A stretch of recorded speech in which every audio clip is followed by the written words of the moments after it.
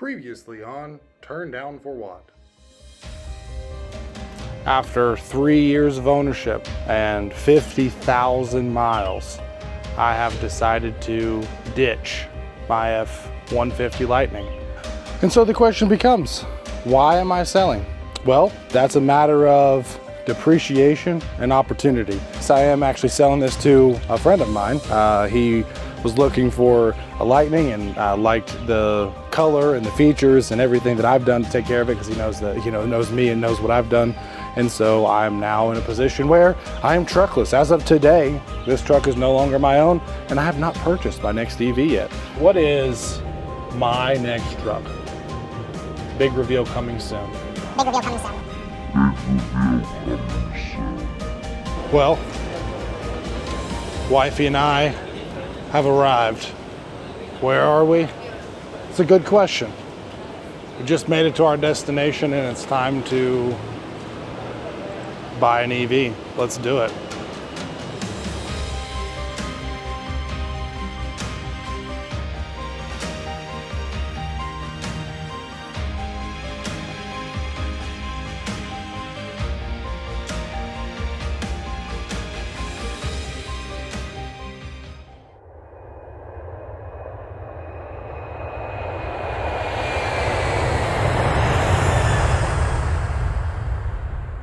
We've traveled long and far, and after all this, we are in Tulsa, Oklahoma.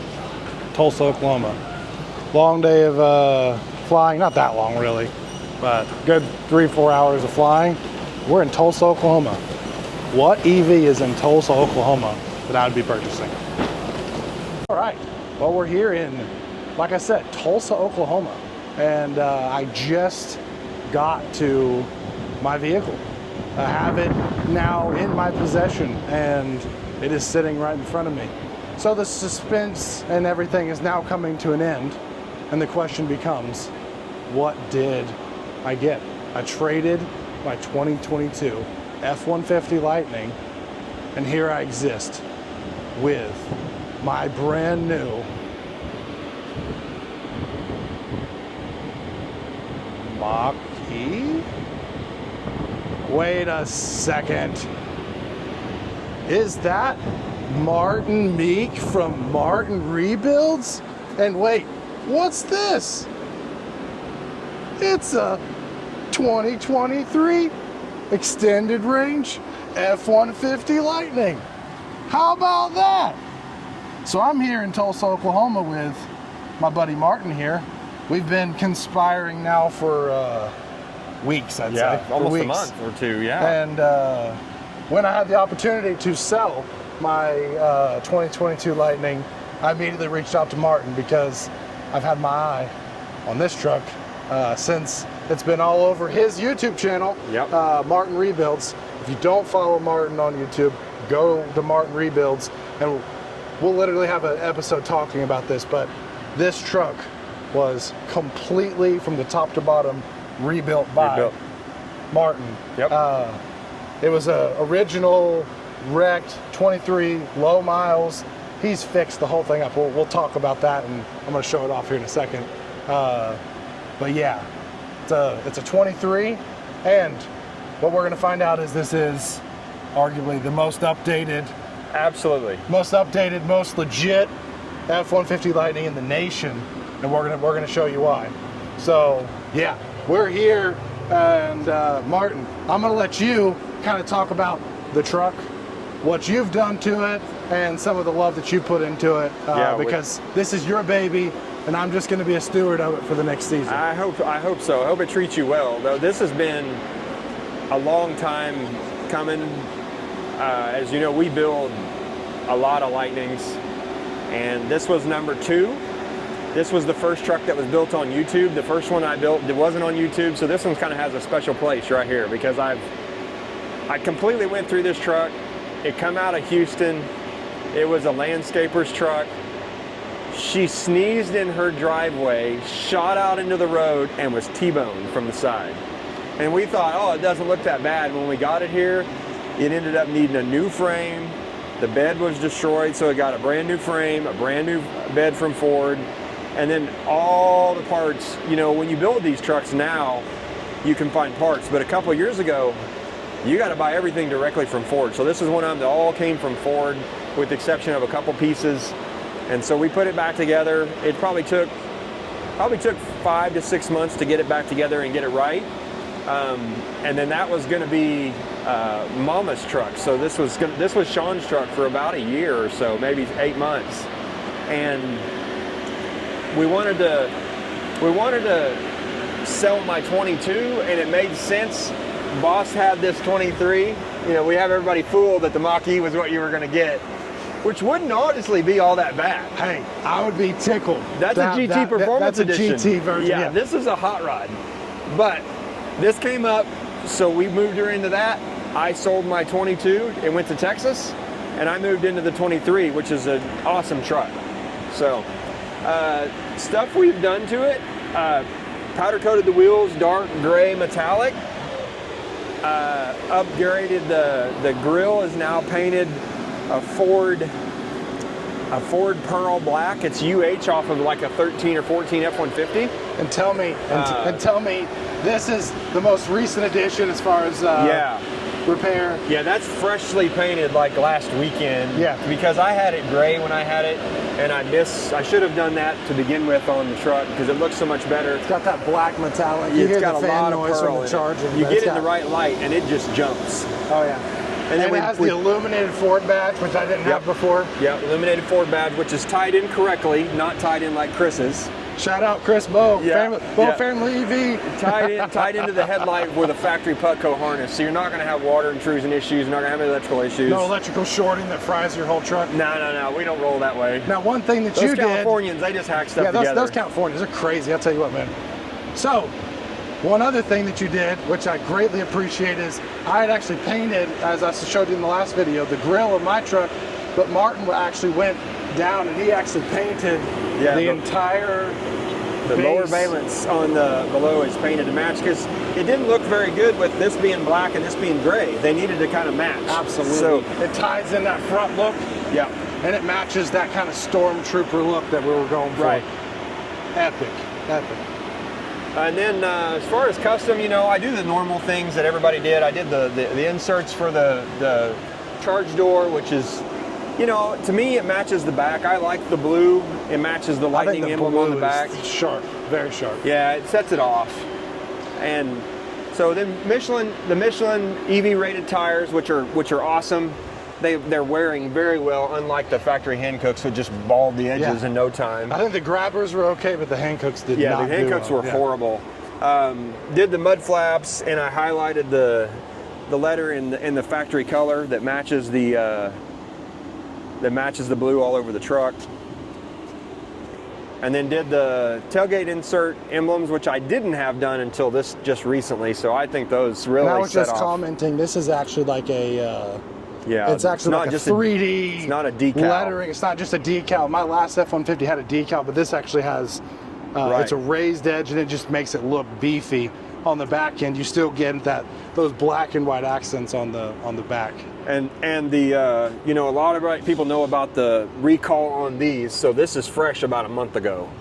So new back tail light. Yeah. No moisture intrusion. Shouldn't be for a while. Maybe. Guys are still having issues, but it'll be a while.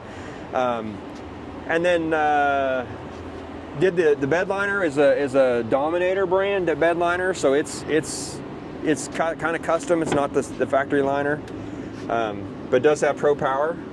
In fact, this bed is the brand new Ford bed. So they've got when it came in, it was funny because it came in. I thought all the primer beds were like black, and it came in that greenish gray. So it was an interesting.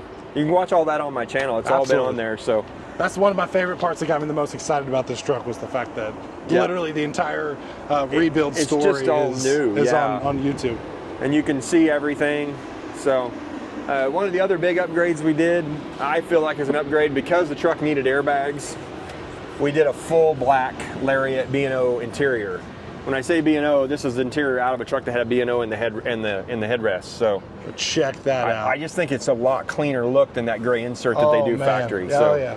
I complained in my last video about the gray seats, and just the They get dirty fast. yeah. But And- look at that, just black And leather. almost all of the Lightnings have that seat wrinkle. This one does not have it. I made sure when I put that seat back in that we don't have the OEM seat wrinkle that they all have. It's a perfectly smooth seat right there. Yeah. How about that? So let's turn this radio off before we get contented. Don't want a flag there. No, don't need a flag. But then, in addition to that, this is one of the most technologically advanced Lightnings. We get all of the different technological upgrades, including you get your charge speed actually indicated on the dashboard. All this is, I mean, talk about some of the software updates. Yeah, so I have some friends. Some of the stuff we can help people out. So if you're wanting some of these software upgrades, some of them, if you hit me up, I can help you get them. The charge speed on the dash is actually one code change. It's pretty simple, but you have to have the code from a 25 or 24 to be able to apply it to a 23. So charge speed on the dash is fairly simple to do. You can do it with 4Scan. Some of the other stuff we did, this is the only 23 or older Lariat in the country that has the Tesla supercharger stops right in the factory navigation. So this is the most updated Lightning. Most updated Lightning and a 23 on the planet. The only way you can get a better Lightning or the same equivalent is by a 25. Yeah. Because I think Chris's has the Tesla superchargers in the stops on his. But with these, you can't get it. It's not even out. How long have we been out with these adapters? A year and a half now, and we still don't have the supercharger stops. Come on, Ford, let's go. Yeah. But it's this one has it. So if you want to run CarPlay, you're good. If you want to run the factory navigation, it'll route you and do all the stops just like it would on any of the rest of it. Also, this truck has the trailer turn mirrors. So when you put your blinker on when you're towing, it'll bring that up on your screen with left side or right side, and has a split screen mode in that backup camera so you can look down the sides of the truck as you're driving. So that's something we added. One thing you'll notice or lack to notice is there's no dings or bongs or any of the noises that these Lightnings notoriously make. It's worth it just for that. It's all turned off, so you don't have any of that. Even the seat belts for me, because I move them around the yard all the time, and it's just every time you get in one, they just tell you, put your seat belt on. I'm like, I'm going 10 feet. This morning I was actually driving, and I played disc golf with my buddy who bought my Lightning, and it's a 2-minute drive from my house. The whole trip, we both didn't wear seatbelts. It does not stop. And dinging. I'm not a proponent of not wearing your seatbelt, but when you're just moving things like around this parking lot, it's annoying. So and that's pretty easy to turn off. But all the noises are turned off. It does have the Matrix headlights, so that they're automatic. You're going to see that as you go home. You don't have to touch the headlights. There's no bright and dim. You're not going to see it flash up and flash down like they do.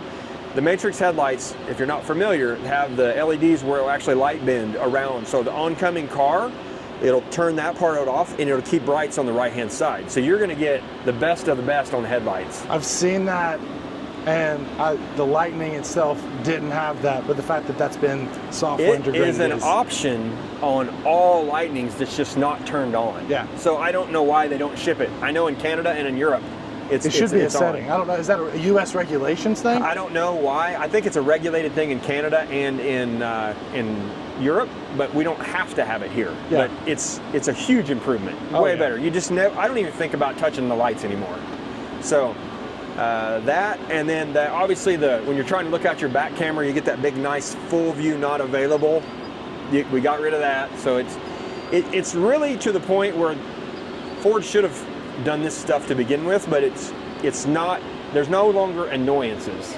So I can tell you, coming from an early 22 like you had, clear up through the ranks, they just had some glitches, like Android Auto would glitch out and the radio would buzz, and there's a lot of little things, and I don't seem to notice much of any of that with this truck. Early on, you had to do the old finger press to restart the sync. I don't remember the last time I restarted the sync on this one. So same hardware, just all the software upgrades make it where my next one's coming. I actually bought it today, and I'm gonna have to do all of this over again because it's a 23. So I'm gonna feel back in the Stone Ages for a little bit. First world problem there. Yeah. So there it is. That's it.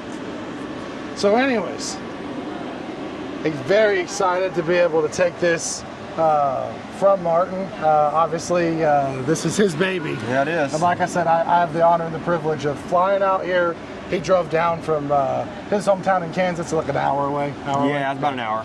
And we met here at Tulsa at the airport. He picked us up, and now we're here getting a charge before my wife and I take the long trek home. But when I had the opportunity to pursue this, it was a no-brainer when it came to fly out, drive it home. Yep. Chris got to do his platinum experience He across did. the country. I'm just doing like a Half a platinum experience. half a platinum experience. So we get to drive home. We're going to go through Little Rock. If we have time, we'll stop at Franklin's Charging. Yeah, that's really cool. I've been there. We're going to try to be like Chris. And Very cool. We're going to hit up the stops and be able to take this Lightning home. So to all those who are wondering, I'm such a fan of the Lightning.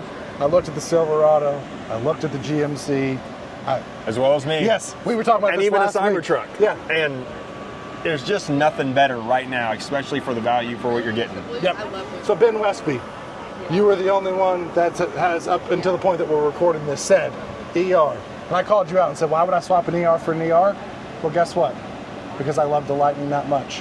And I had the opportunity to get an upgraded version of the truck that I had. It's got the black leather, which was one of the things I really wanted. It's got a real, like the powder coated tires. It's got the black gloss grille. Just everything, especially with the love that Martin's been able to put into rebuilding this. So excited to get this thing on the road and start the long trek home. But thank you so much, Martin, for thank you. the love and care that you put in this truck. And I'm excited to be able to be the next steward of it. So, all right. Well, if you don't subscribe to Martin Meek, it's Martin Rebuilds. Yeah, Martin Rebuilds on YouTube. Subscribe to Martin Rebuilds. Literally, the entire story of this truck is on his channel. We'll probably have some sort of episodes. Martin also hosts our Tech Charged episode live every Thursday night. Yep. So we'll probably have an episode where we talk about this truck in its entirety on the channel with some clips and stuff. But for now, that's all. Stay tuned as we drive this home and get our first impressions of the vehicle. All right. Well, I am here at my first charging stop with my new F-150 Lightning. And here we are at Workman's Travel Center. This is in Arkansas. This is in Ozark, Arkansas. Highly rated Tesla station. This is Workman's Travel Center. Full Tesla stop. You have 8 total different Tesla dispensers available, all of which are currently available at this hour of the night. But she's purring and doing real good. Look how pretty she is. That front lid headlamp plugged up to that Tesla charger. What do you know? I will say, early bits here, I have absolutely murdered some bugs. It's been bug central out here in Oklahoma and Arkansas, I'll tell you what.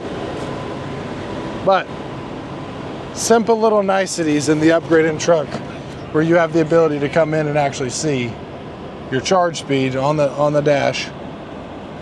Currently at the Tesla station, we're getting 178 kilowatts, which honestly for Tesla, I'm impressed with. But we can now monitor that live.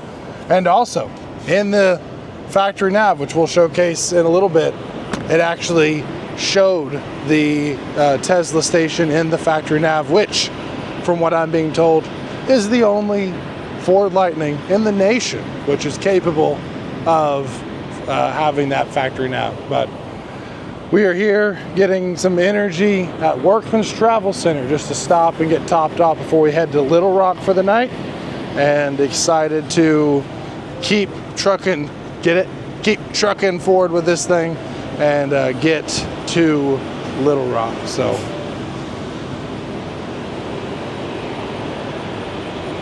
great speed, great charging, great truck. Well, we've been charging for now a grand total of 15 minutes and 38 seconds. You can see we've received 33 kilowatts, but as I've experienced with most Tesla chargers, we're only charging currently at a rate of 99, which is also reflected on the dash. How about that? Get live charge speed updates right there. But with most Tesla stations, I see that, we got that 180 blast off the gate. It looked like 180 was about the peak that we saw, but their cables get a little bit warmer, I think, quickly because of the voltage of the cable. And so we did not end up with top-end charging speed for a long time, 56%. And I will show you this in comparison with the Electrify America station that we'll stop at tomorrow. But for this station, we're at 9,900 kilowatts, and we've been such for about 5 minutes. It was about 7-8 minutes of really true peak at the 180 mark, and then it began to trickle down, and we're now at 99. But we have enough energy to go ahead and get to our next destination, so we're not going to fully charge up here. But was recommended this charging stop. Got to stop and experience this Tesla station, but overall, good consistent charging, but just one of those things that you're not going to, in a vehicle like this with a NACS cable and their current amperage in their cables, you're not going to see tremendous output for a long period of time, especially with those bigger battery vehicles. All right, well, we finished that charging stop. It's a total of 20 minutes just to kind of get enough juice to get us all the way to Little Rock. Got a total of 41 kilowatts delivered, $12, 32 cents a kilowatt. Wasn't too bad at all.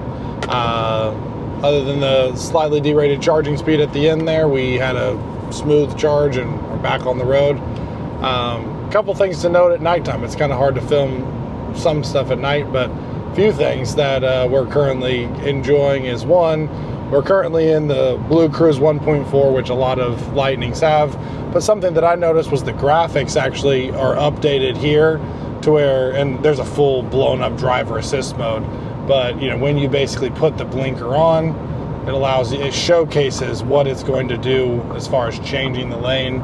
In the 22 that I had, it did not show that same graphic, so you get a little bit more interaction on what the vehicle's doing. Another unique thing that I've seen is with the lane centering. If you flip it over to this view, you can actually see it kind of blown up. You see on both sides where it actually showcases the fact that it's keeping you in the middle of the lane. Upcoming here, I have a tractor trailer, so first I'm going to engage and ask it to change lanes for me. So it's going to, on the big screen, showcase that it's going to do that. But then once I do that, you can see that it recognizes the margins on each side of the vehicle. But as you approach the vehicle in front, so this tractor trailer that's coming up, you'll actually watch this actually is going to shift you left in the lane. And I believe that the 22 did that. This is just accentuating that feature to where now you see how the line on the left side is really thin and on the right side is really thick.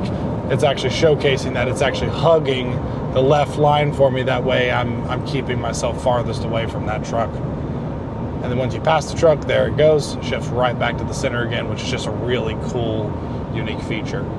The last thing that I want to show while driving at night is, while you're driving down the road, this vehicle has matrix headlights with dynamic light bending.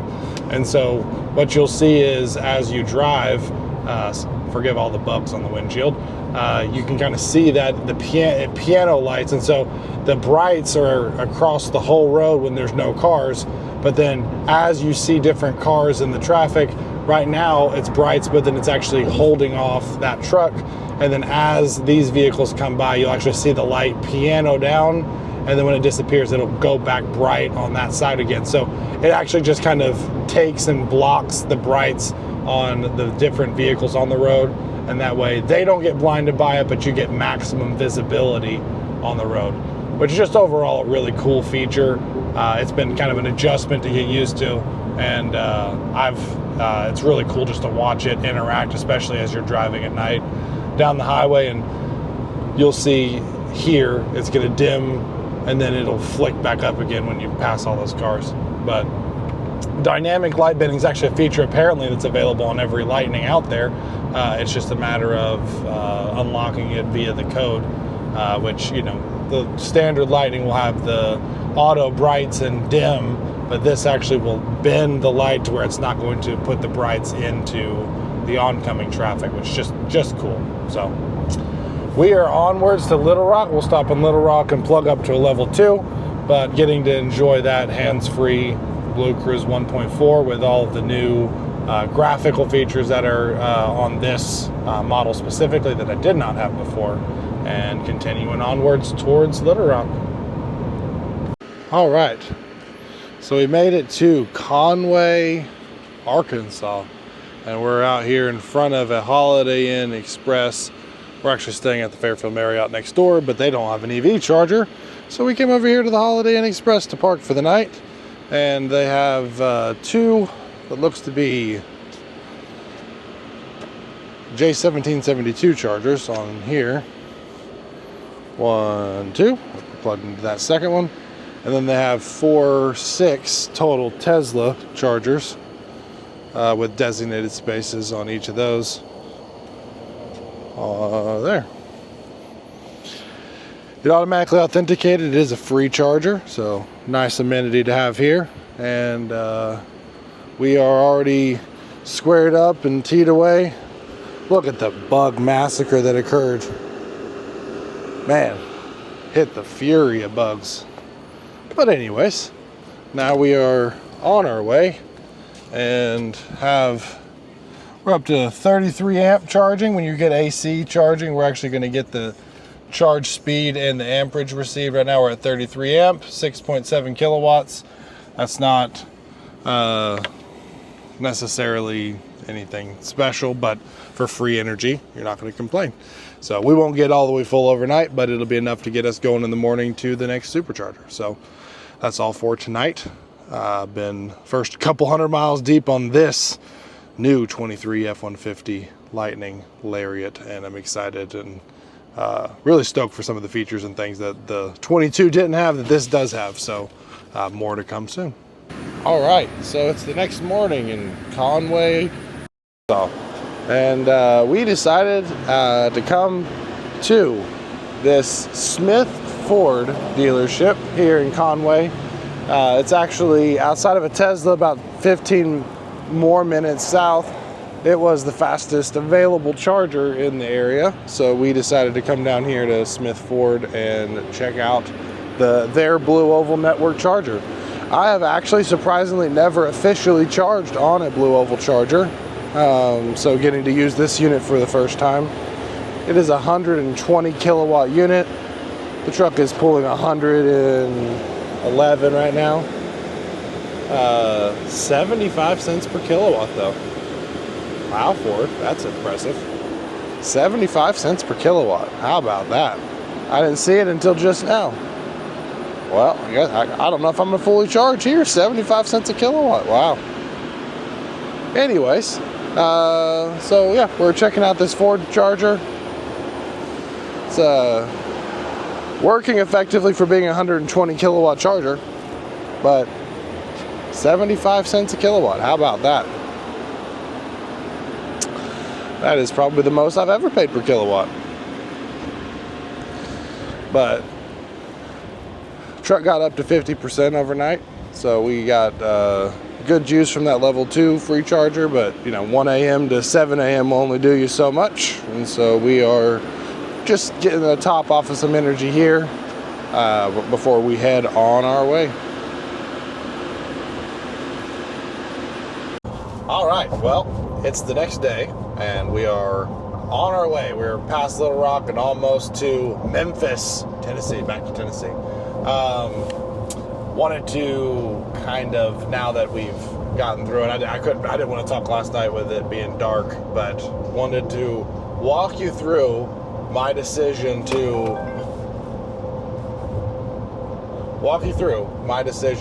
stick with the F-150 Lightning, why I chose this vehicle specifically, and yeah. So obviously, you know, I've kind of left it open-ended on what vehicle I could take. On the podcast several times I've talked about my love of some of the other different vehicles on the road. The GMC Sierra EV I think is one of the best looking EV trucks on the market. There's obviously, you know, beyond the truck game, there's lots of other new entries into the EV market since 2022 when I bought my original Lightning. And I had the world as my oyster. I could look at all of it. And for me, it was one of those things that I was looking at the comfortability of the vehicle, looking at the features of the vehicle, and for me, first and foremost, the size of the vehicle mattered. And so when it came to a vehicle, it had to be a truck for me. I've driven in sedans and I've even driven in a Rivian R1T, and it's just, for me, a full-size truck was what I was targeting. And so that left my options in today's market to the GMC Sierra, to the Chevy Silverado, to the Ford Lightning. You know, there was the Rivian, but like I said, it was a little bit too small. The Cybertruck. And so, yeah, all things considered, I was looking at my different options, and really what it came down to was, one, Silverado and GMC are brand new as far as entries into the market, and what you see is you have the tremendous range in the 800-volt architecture, which I did state in my last video is something that I was looking for, that 800-volt architecture and the higher charging speed with the architecture, but also the larger range, which, I mean, those Silverados and the GMCs get a full 450 miles of range.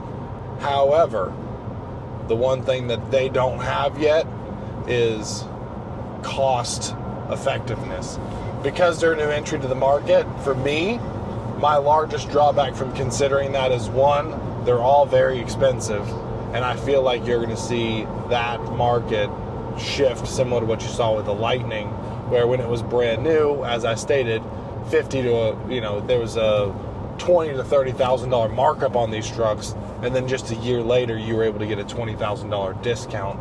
And so, I think that as battery technology improves and as the demand for the vehicle begins to taper off, that you're going to see some of those trucks that are, the GMC Sierra right now, they just started opening up some of the other models of trucks, but the GMC Sierra Denali, which is what I would want, it's a $100,000 truck. And, I had paid good money for my vehicle, for the original Lightning that I had, at $80,000 MSRP. And at that time, I got MSRP. But you flash forward 2 years, and that truck was worth $45,000 to $50,000. It was massive. Obviously, every new vehicle is going to have depreciation, but in the EV space, you saw massive depreciation. The difference is, with this truck, I really feel like I have probably, in my opinion, the best deal on an F-150 Lightning in the nation that you could find. Obviously, Martin rebuilt this truck, so it is a rebuilt title. That's the one single negative. But if you go through and watch Martin's videos of the love and care that he put in this truck and the upgrades that this truck has compared to every other vehicle, it is essentially a brand new 35,000 miles on it, but it's got black leather seats. I've never seen another Lightning with any other fabric other than obviously the platinum seats and then that gray and black. This has this really nice black leather. You have some of those customized features like the front grille that he painted, the back, the lettering. Every inch of this truck has been touched and been updated. The software is the most updated out of any truck and all of that. And I was able to get this truck for less than $40,000. Like, it's basically essentially a brand new truck, and I got it for $37,000. And so, Martin was I was very impressed with the attention and just how impressive that he is as an individual, how well he takes care of his vehicles and rebuilds them. And like I've said when I was with him, go watch this entire truck, everything that's been done to it. We'll have a full episode talking about it. But in this vehicle, it's the truck that I had, my 2022, with upgrades for less than half of what I paid for that truck. And so I get a truck that is basically 25,000 miles less than the Lightning that I had, and more features, more upgrades for less than half the cost that I originally got it for. And so at the end of the day, that was the easy deciding factor. I think if it was 1 year flash forward and the Sierras and the Silverados had better deals and pricing on it, I might have considered that a little bit stronger. I do think that they're great trucks. I would love a world in which you can get a Sierra and everything that it has to offer for, you know, maybe $60,000 to $70,000, because I really feel like that's a good price range for it. However, right now it's a $100,000 truck, and for me, I didn't see spending that much on a vehicle for a vehicle that was going to be less efficient with the road travels. And yes, you get more range, but, you know, as we're going to showcase on this trip, we're not majorly inconvenienced by it. We spent 20 minutes last night getting to our first stop. We charged overnight. A quick 15 to 20 minute charge this morning to top off before we left. We're going to have lunch, we're going to have dinner, and we're going to be home. And we've traveled halfway across the United States. And so that's where, you know, the inconvenience of the range is nothing that's really that significant. But for this truck to be all the features and all the comfort and everything that's included with it, for me, it was a no-brainer. So just a little perspective in my head. Obviously, it might be a little disappointing to some people who were guessing that I had gotten the GMC, or a few people guessed the Rivian. Grok even guessed the Rivian on X, that would be my next vehicle. But based on just every truck out there, as I said in my video when I announced that I was selling my truck, I have been deeply, deeply impressed with what Ford's done with the Lightning. It's a very comfortable ride. It's a very familiar ride. And for me, I still feel like it is the best EV truck on the market. And, you know, Chris did the same thing. He, you know, had issues with his Lightning, got a buyback on it. And what did he do? Immediately bought another Lightning. And I've driven in the Sierra, I've driven in the Cybertruck, I've driven in the Silverado, and I just feel like best bang for your buck. I mean, where else could you get a truck that is $37,000, that is this much amazing technology, that is this much efficiency? It's a no-brainer. So anyways, that's just a little bit of my thinking and why I selected the 23 F-150 extended range Lariat as my next truck. Huge shout out to Martin once again, just for doing such a great job on this truck. I'm excited to have taken what was his personal driver. He had a lot of pride and heart into this truck specifically, and to be able to take it and now make it my next vehicle. So anyways, the drive has been very smooth. We're on our way to Memphis now. We're going to charge in Memphis, Tennessee, and continue on our way. All right, so we made it to West Memphis, and we are at the Electrify America. We actually have a Tesla option over there, but Electrify America should be able to provide a faster charging curve for us here. This is a Electrify America. There's actually 4 stalls, and all 4 are currently in use. So we got to sneak into the 4th one, but you see a Mach-E and looks like an Ioniq and a Walmart delivery van. How about that? But anyways, got plugged up. Currently at 25% state of charge. Current charging speed's 182. 36 cents a kilowatt. So we're gonna go eat lunch, grab a bite while we get a full charge here. We're at 25. You can see the speed on the dash at 174. I'll keep an eye on it and see how fast we get. I'll give a report back on the max charge speed that I see. But as of right now, we are trucking through. We'll try to get to 90% by the time we're finished with the lunch. And right here at the, I think it's Wolf Place Commons, I think is the name of it. But you have the charges over there. Several different food solutions within walking distance. But we're going to try this rock and roll sushi. And so when in Memphis, we drive by and see the status updates on Ford's Blue Oval City. So we're here driving now by what will be one of the largest EV manufacturing plants in the Southeast. This is massive. It's crazy to see how far they've progressed on this. I think we hit the back side of the building, so we're going to try to circle around to the front here in a second, but give you the full 360 of where Ford's Blue Oval City is and some of the progress. But it's insane how big it is.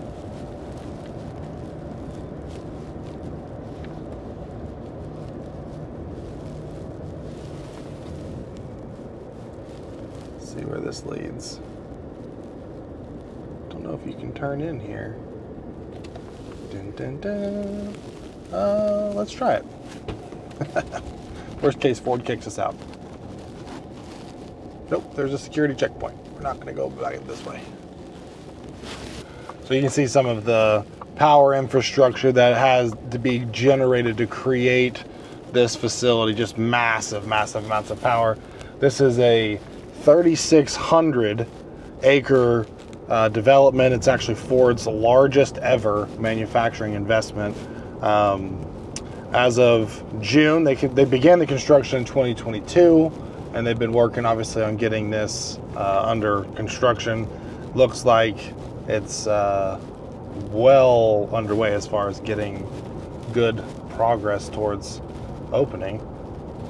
But this will be vehicle assembly for different kinds of their upcoming EVs, as well as battery manufacturing plant. That's in partnership with SK on generating some lithium-ion batteries for the EVs.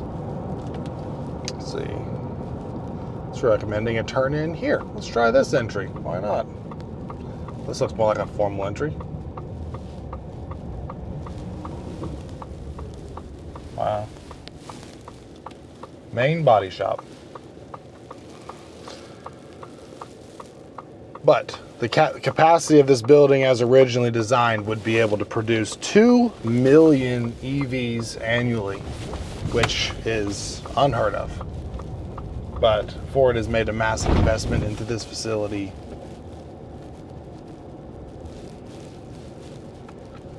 They're looking at it being able to generate enough batteries for 300,000 to 500,000 vehicles per year.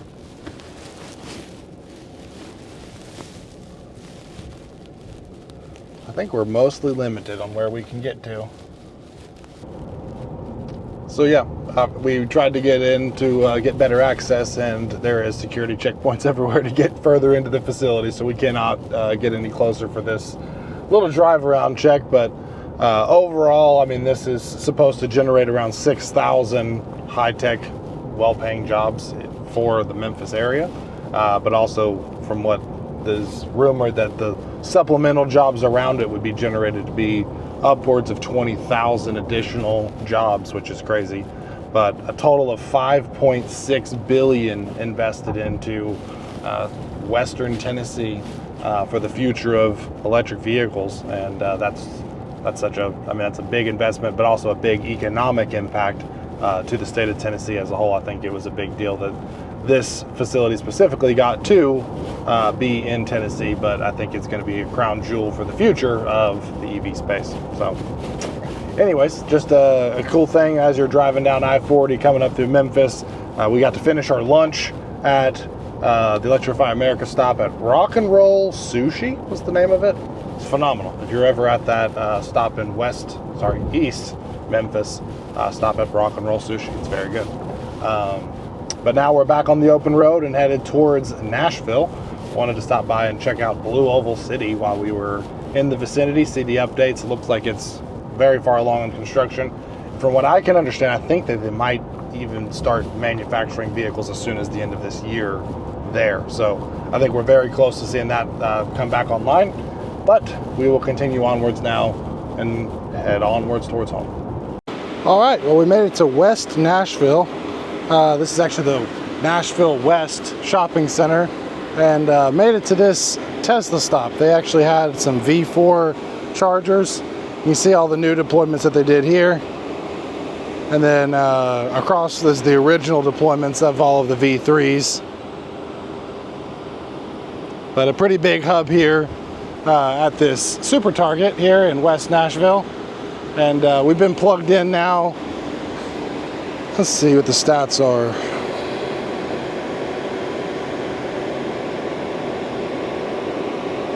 We were up to 65%, but it's been 45 minutes.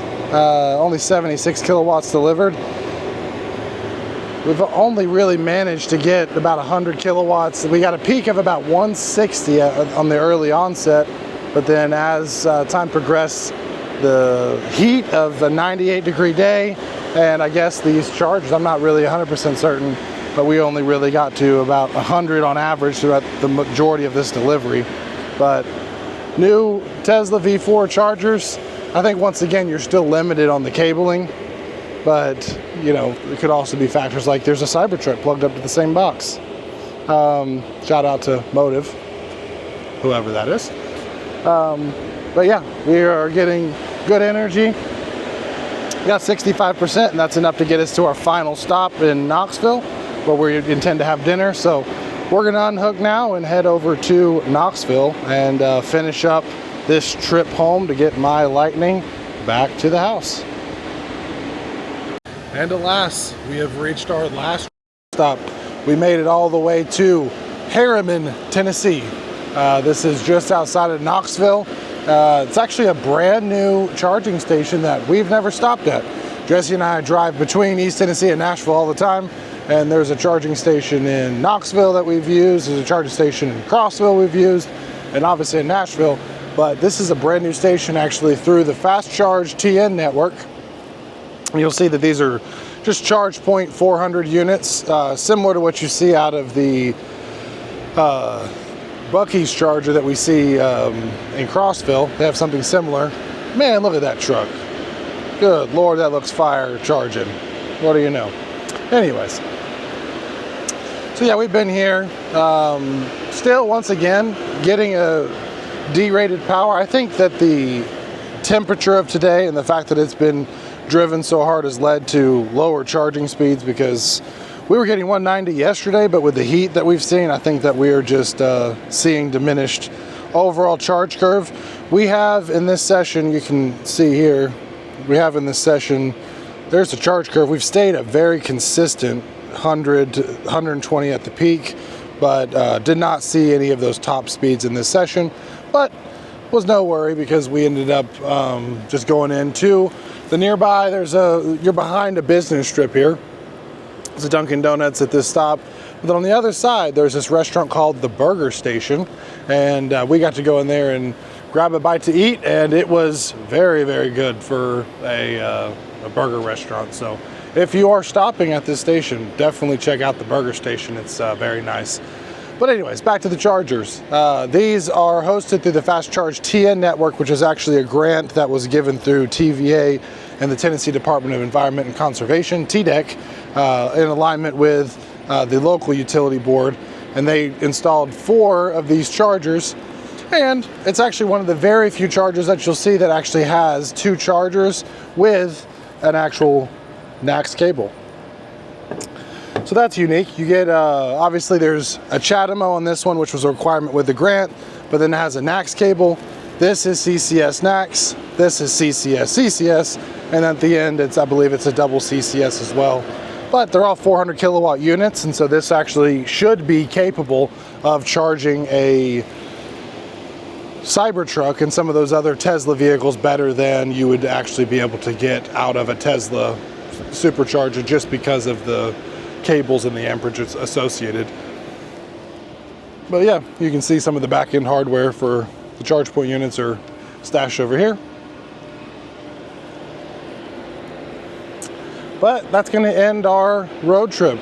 We had a total of 4 charging stops, each kind of associated with a meal or a needed stop, and so we didn't have any major inconveniences. But we have about a 2-hour drive to get home. We're excited to finally get the Lightning back to the house and be able to relax and chill a little bit. But it's been a long journey from Tulsa, Oklahoma all the way home, but we're able to accomplish it in a little over a day worth of driving comfortably, and we're now on our way home with my new F-150 Lightning. So thank you for tuning in along with the journey of me selling my 22 F-150 Lightning. Obviously, I think a lot of people thought that I might select a different vehicle. And although I would consider it, it's one of those things that for me, after all things considered, this was too good of a deal to pass up. It's the nicest, in my opinion, the nicest Lightning that's on the roads, unless you've paid a lot of money, and I'm gonna get it for the lowest value. So overall, very happy and content with this vehicle. follow along. We'll have a video about how we've reconstructed this vehicle and some of the stuff that we've done in this Lightning, and we will keep you along for the ride. But stay tuned to Turn Down for What. We will keep you posted on more. Like and subscribe and follow along, and we'll see you in the next video. Have a good one. Thanks for tuning in to Turn Down for What. Make sure you're subscribed with your notifications on to tune in to more EV news and updates. See you next time.